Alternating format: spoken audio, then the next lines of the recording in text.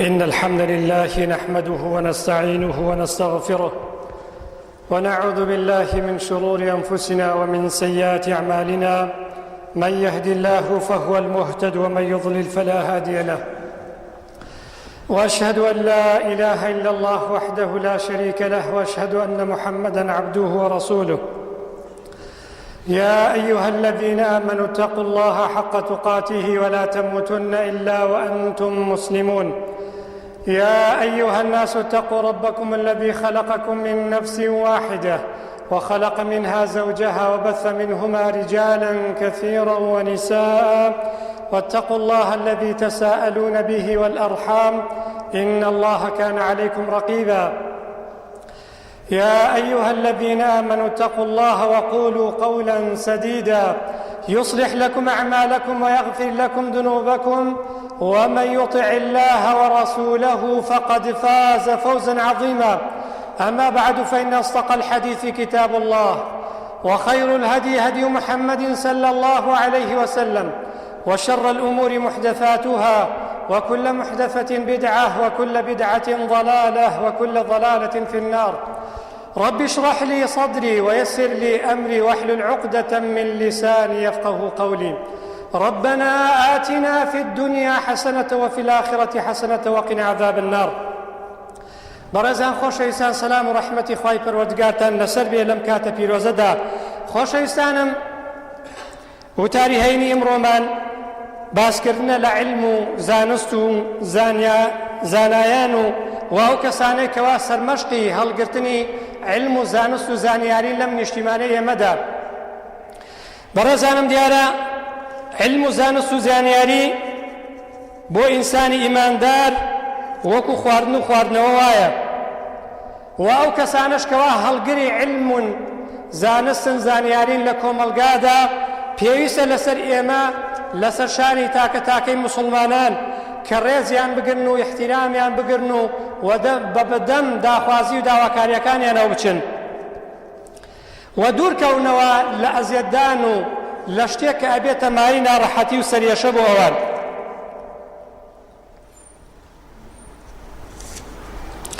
لەم چەرخ و سەردەم و زەمانەدا خۆشەویستانم،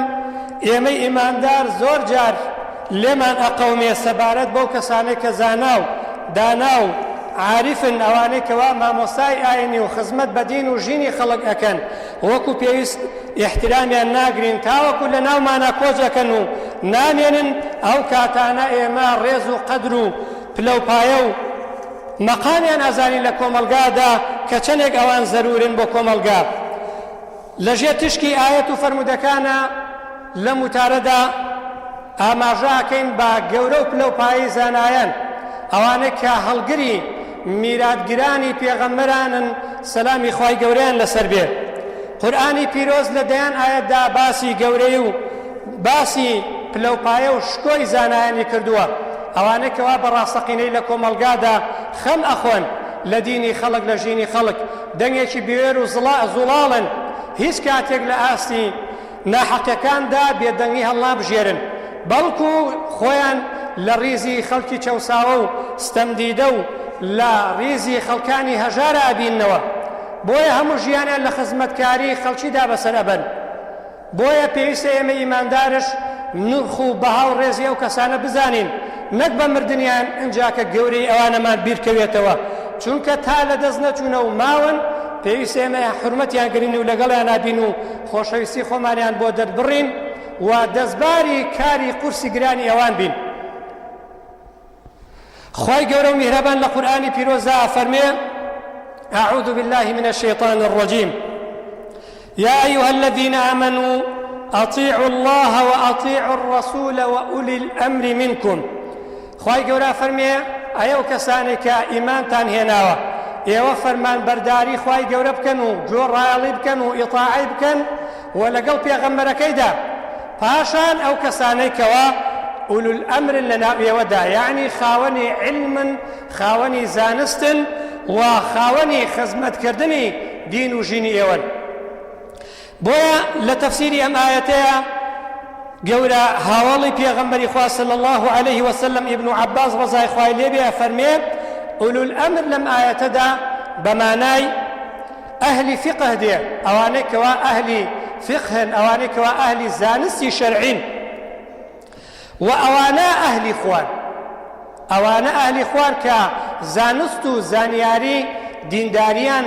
لە سینگیانە لە عەقڵیانە لە مێشکیانە هەڵگرتووە خوای گەورە مەبەستی ئەمانەیە ئەوانەی کەوا خەڵکی فێری زانست و زانیاری ئەکەن ئەوانەی کەوا خەڵکی هەڵئەنێن بۆ ئەوەی پابەند بن بە هەموو ڕێنمایەکانی ئاینی پیرۆزی ئیسلامەوە ئەوانەی کەوا فەرمان بە چاکە ئەکەن و نەهی ئەکەن لە خراپە و ڕێگری ئەکەن و ئەبنە قەڵغان لە بەردەم خراپەکاریدا کە لە کۆمەڵگایە ئەنجام ئەدرێت ئەوانە خوای پەروەردگار واجبی کردووە کە موسڵمانان جۆڕایەڵیان بکەن لەگەڵیان نابن و خۆشەویستی خۆیانیان بۆ دەربڕن نەک بەتەنیا جێیان بهێڵن یاخود لە کۆڕ و مەجلیس و لێرە و لەوێدا غەیبەتیان بکەن و باسییان بە خراپە بکەن بەڵکو بە پێچەوانەوە خوای پەروەردگار وەکو چۆن تاعەت و جۆڕایەڵی خۆی واجب کردووە لەسەر تاکە تاکەی موسڵمانان ئەوانەی کە زانان عارفن دانان ئەوانەی کە خزمەتکاری دینی خەڵکن ژینی خەڵکن لەسەر مینبەرەکانەوە بە دەنگی زوڵاڵی خۆیان لەگەڵ جەماوەری خۆیانان لەگەڵ ئێش و ئازار و معانات و ناڕەحەتیەکانان دەبێت موسڵمانان جۆڕایەڵیان بکەن لە کاتێکدا کە ئامۆژگاری و ڕێنمایی دینداریانان ئەکەن هەر لەم بارەیەوە پێغەمبەری ئازیز و گەورەمان ئەفەرمێ درود و سلامی خوای گەورەی لەسەر بێ فضل العالم على العابد كفضل القمر ليلة البدر على سائر الكواكب ئەفەرمێ خوای گەورە ڕێز و شکۆ فەزلی زاناکانی داوە بەسەر خەڵکانی ترا کە علم و زانست و زانیاریان پێ نییە وەکو مانگی چواردە بەسەر ئەستێرەکانە وەکو چۆن کە مانگ هەڵهات و مانگی چواردەمان بینی ئەو کاتانە ڕووناچی ئەستێرەکان زۆر کز و لاواز ئەبێ بەڵام تۆ ئەتوانی بە ڕووناچی مانگ لە شەودا ئەوەی کە مەبەستە بیکەیت و بەڕێگەدا بڕۆیت چەندێ فەزل و گەورەی هەیە بەسەر ئەستێرەکانە زانایانش لە کۆمەڵگایە خوای گەورە ئەوها ڕێزی لێیان گرتووە وإن العلماء هم ورثة الأنبياء إن الأنبياء لم يورثوا دينارا ولا درهما ولكنهم ورثوا العلم فمن أخذه فقد أخذ بحظ وافر دیارە پێغەمبەرانش سەلامی خوایان لێبێ زانایان میراتگیرانی پێغەمبەرن پێغەمبەرانیش هیچ شتێکیان لە دوای خۆیان بەجێ نێشتووە تەنها علم و زانست و زانیاری نەبێ بۆیە هەر کەسێک دەستی گەشتە علم و زانست و زانیاری پێغەمبەران سەلامی خوای گەورەیان لەسەر بێ ئەوە بەڕاستی دەستی لە خێرێکی زۆر گەورە چنگی لە خێرێکی زۆر گەورە داوە بۆیە پێغەمبەری خوا فەرمێ صلی الله علیه وسلم ئەوانەی کەوا خاوەنی علم و زانست و زانیارین ئەوانە میراتگیری ئێمەن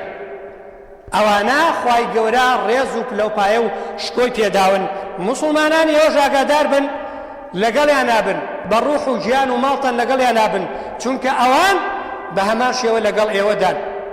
خێرە دنیا و قیامەتی ئێوەیان ئەوێت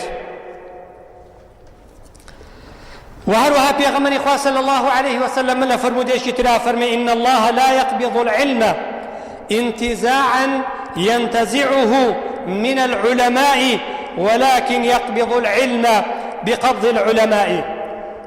بيغمني خواه فرمي صلى الله عليه وسلم خواه قورا علم زانس زانياري لنيوان خلشي دا هل ناقريت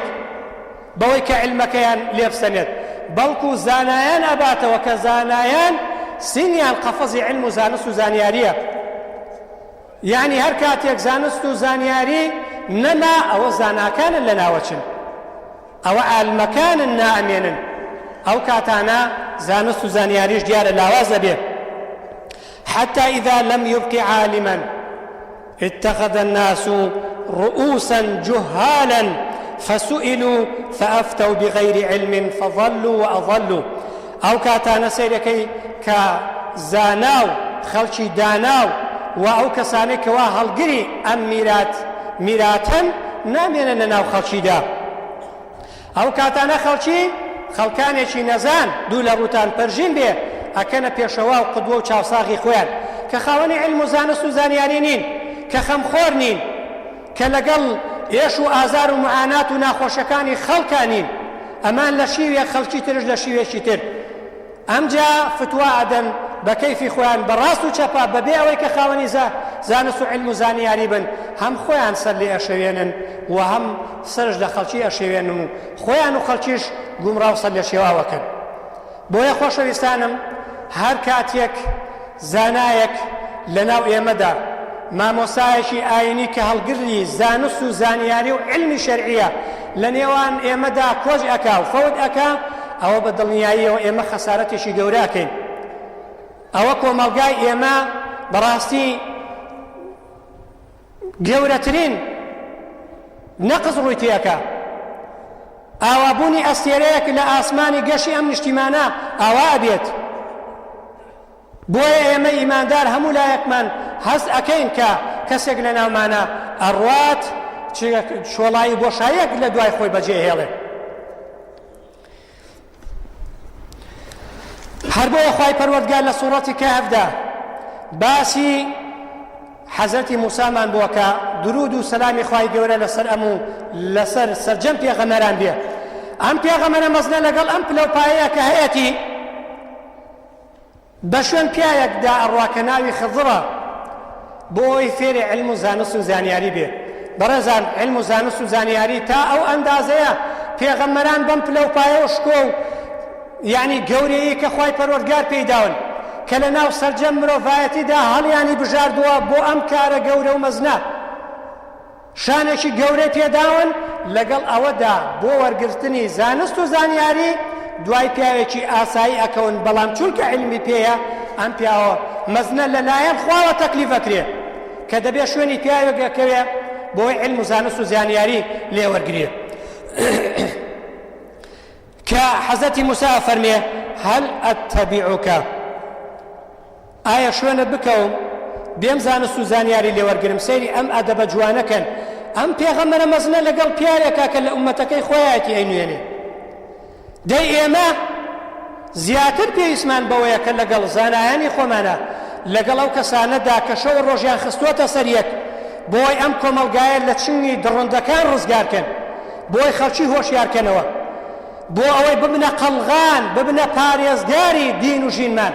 دەبێت لەگەڵیان نابن دەبێت لەگەڵیان نابین دەستبەردار کارەکەیان بین لەگەڵیان نابین بە ڕوح و ژیانمان. ئەوە تا پێغەمبەر موسا خوای پەروەردگار لەگەڵ ئەم پلەپایەیە باسی ئەم کارە مەزنەیەکە کە داوای ئیزنی لێەکە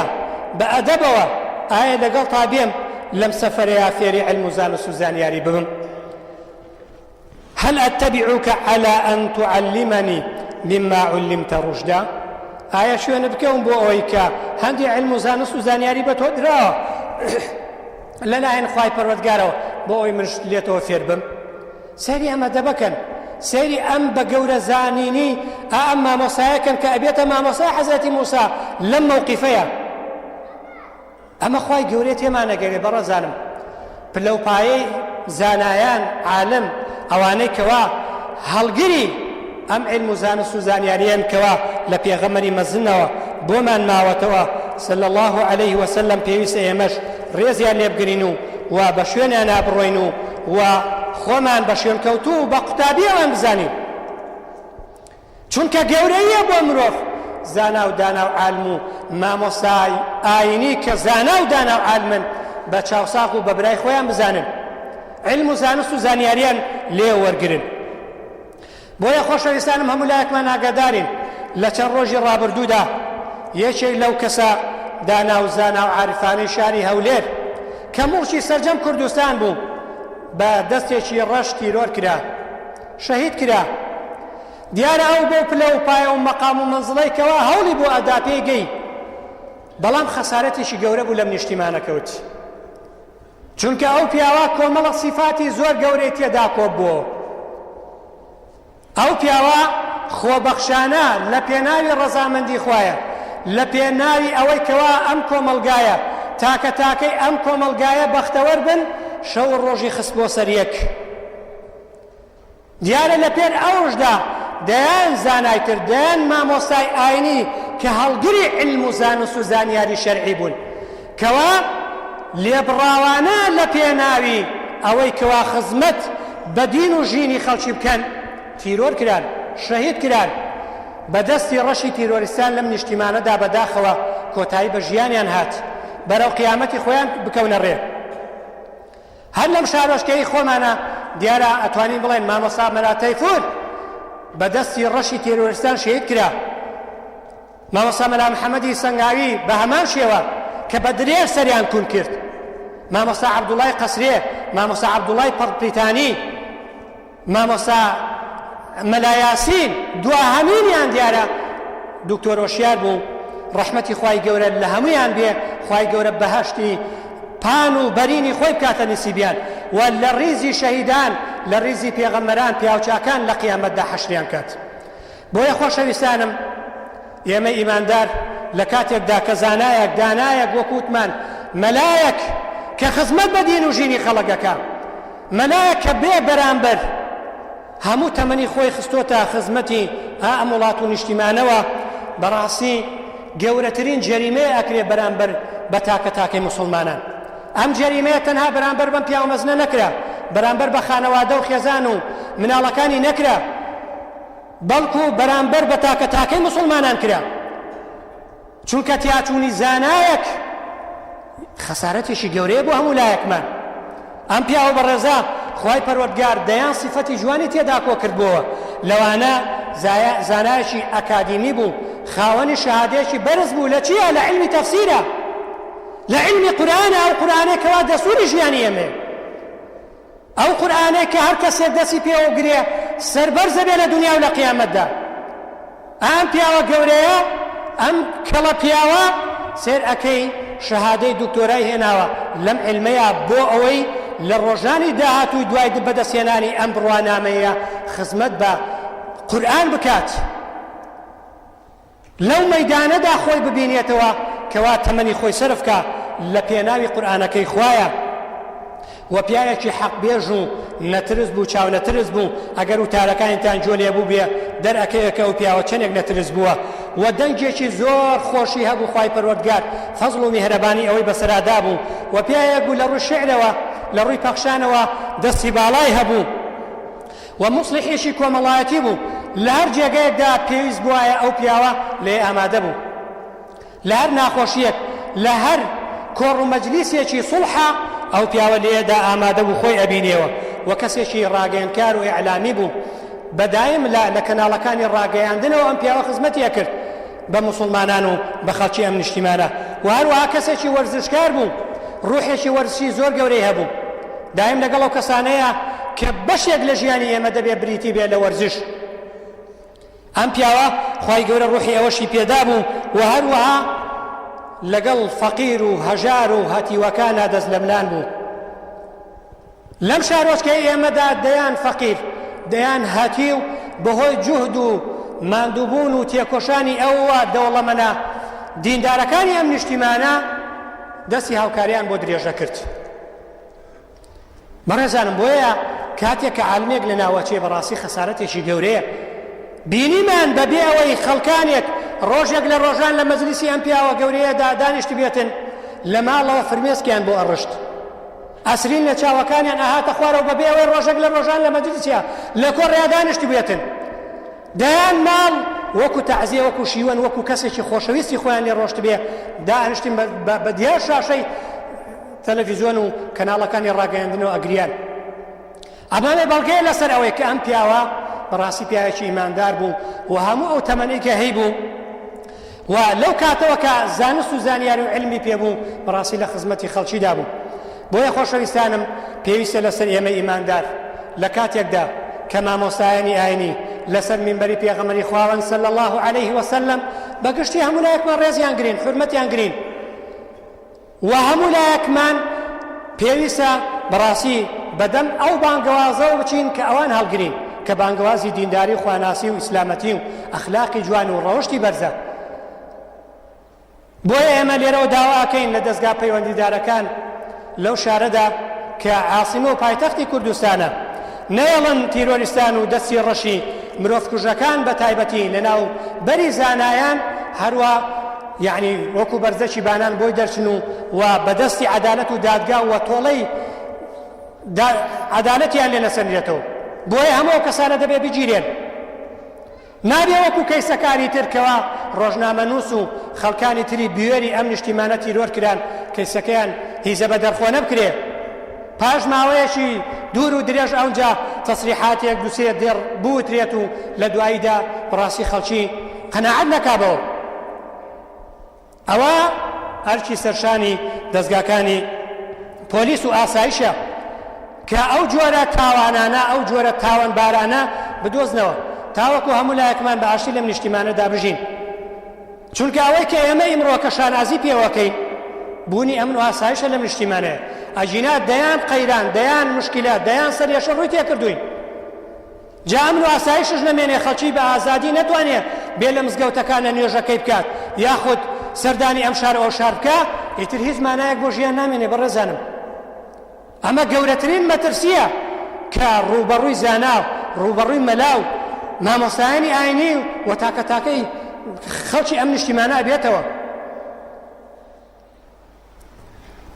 داواکەین لە خوای گەورە خۆی بە خاتری ناوە جوانەکان بە خاتی سفاتە بەرزەکانت هەموو لایەکمان لەم نیشتیمانەدا سەربەرزکەی بە تایبەتی ئەو کەسانێک کەوا لە پێناوی ڕەزامەندی تۆیە خوای جا ڕوحی دائەنێن ڕوحیان دانا و ڕوحیان دائەنێن. خوای گەورە ئەو کەسانێک کەوا لەسەر کەلیمەی حەق ڕاستی ڕازوتن شەهید دەکرێن یا ڕەبی خوای گەورە بە بەهەشتی بەرینی خۆتیان شادکەی بە تایبەتی ئەم مامۆستا گەورەیە. آمين آمين. أقول قولي هذا وأستغفر الله لي ولكم واستغفروه إنه هو الغفور الرحيم.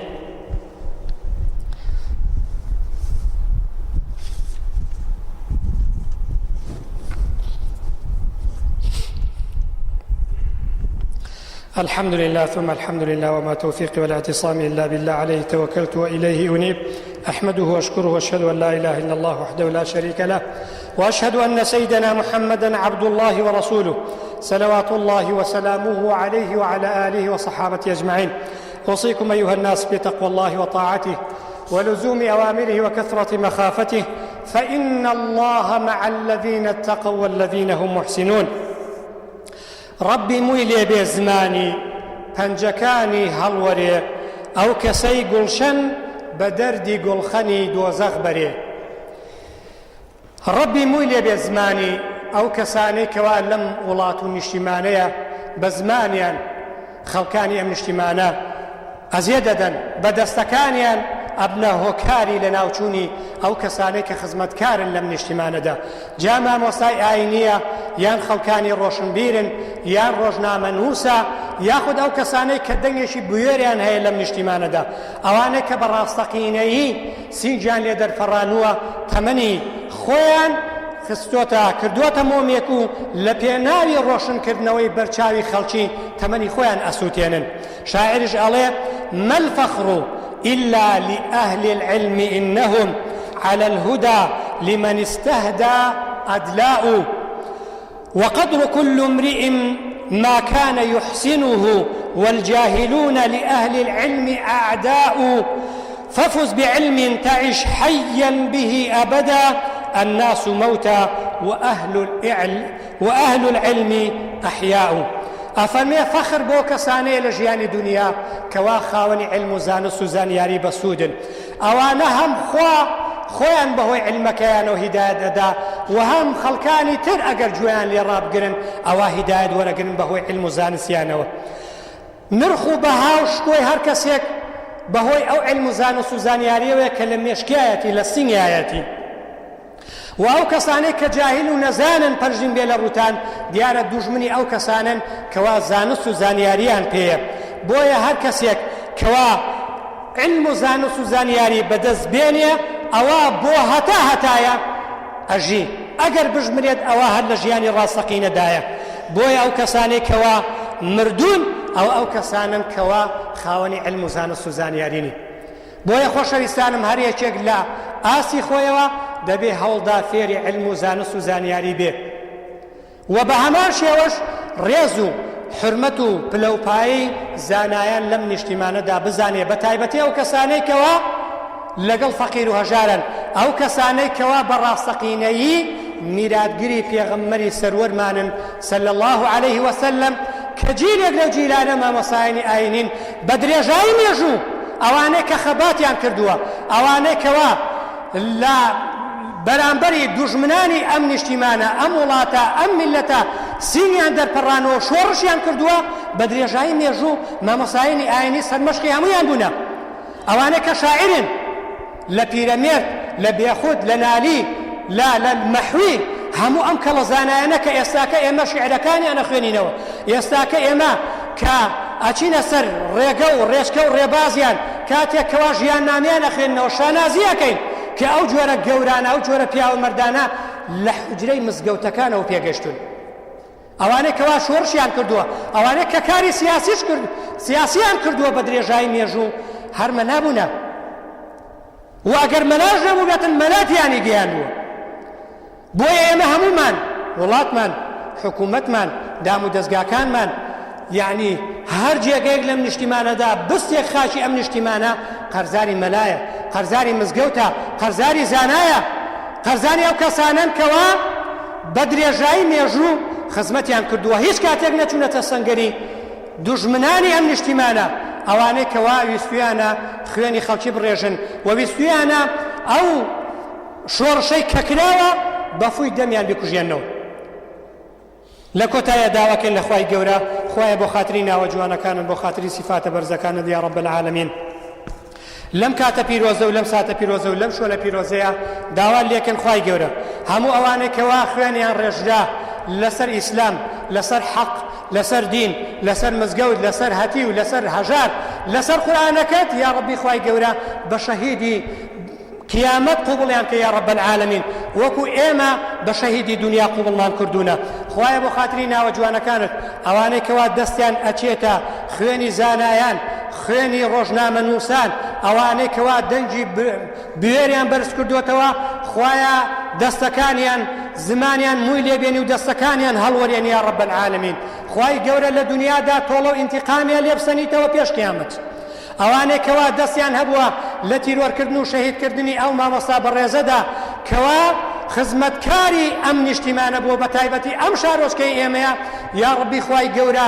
سڕی ئەو کارە هەڵمانی وەڕی سوا و سەرشۆڕی دنیا و قیامەتیان کەی یا ڕبی خوای گەورە بۆ خاتری ناوە جوانەکانت ئەوانەش کە لە پێش ئەودا شەهید بوونە لەسەر حەق یا ڕبی خوای گەورە پلە و پایە و منزلەتیان لە بەهەشتی خۆتدا بەنیسی بکەیت و فردەوسی ئاعلا بکەیتە جێگا و دوامەنزڵی هەتایان یا رب العالمین خوای گەورە بۆ خاتری ناوە جوانەکانت نیشتیمانمان کوردستانمان بۆ پارێزی ئەوانەی کەوا دوژمنن ئەوانەی کەوا چایان هەڵنایە بەم نیشتیمانە چاوەکانیان شۆرکە یا رب العالمین خوای گەورە ئەمن و ئاسایش زیاتر لەم نیشتیمانی ئێمەدا بەرقەرارکە یا رب العالمین ئەوانەی کە داوای دوعای خێریان کردووە بۆ خاتری ناوە جوانەکانت بۆ خاتری سیفاتە بەرزەکانت لەم کاتە پیرۆزەیە داوا لێکەین ئەوەی کە کێشەی هەیە ئەوەی کە نەخۆشە و بە تایبەتی داوای دوعای خێریان کردووە یا ربی خوای گەورە بەهانایانەوە بچی یا ربی خوای گەورە کێشەکەیان بۆ چارەسەرکەیت و شیفای نەخۆشەکەیان بدەی یا رب العالمین شیفای نەخۆشی هەموو لایەک بدەیت چارەسەری گرفت و کێشەی هەموو لایەکە یا رب العالمین خوای گەورە لەسەر ئیسلامەکەتمان ژێنی لەسەر ئیسلامەکەتمان مرێنی لەژێر بەیداخی ئاڵاکەی خۆتدا لە قیامەتدا زینومان کەیتەوە حەشرمان کەی لەگەڵ پێغەمبەرانە لەگەڵ شەهیدانە لەگەڵ صدیقینە لەگەڵ صالحینی ئەم ئومەتەیە هەموو لایەکمان کۆتەوە یا رب العالمین خوای گەورە بۆ خاتری ناوە جوانەکانت علم و زانست و زانیاری بەسوود بە هەموو لایەکمان بەخشی یا رب العالمین و ئەوانەی کە لە ناومانە خاوەنی حلم و زانست و زانیارین خوای گەورە زیاتر ڕێز و شکۆیان پێ بدەیت زیاتر بەڕێزیان کەی وەکو لای خۆت بەڕێزن لە دڵ و لە عەقڵ ئێمەشدا بەڕێز بن یا رب العالمین آمين آمين أقول قولي هذا وأستغفر الله لي ولكم سبحان ربك رب العزة عما يصفون وسلام على المرسلين والحمد لله رب العالمين أقم الصلاة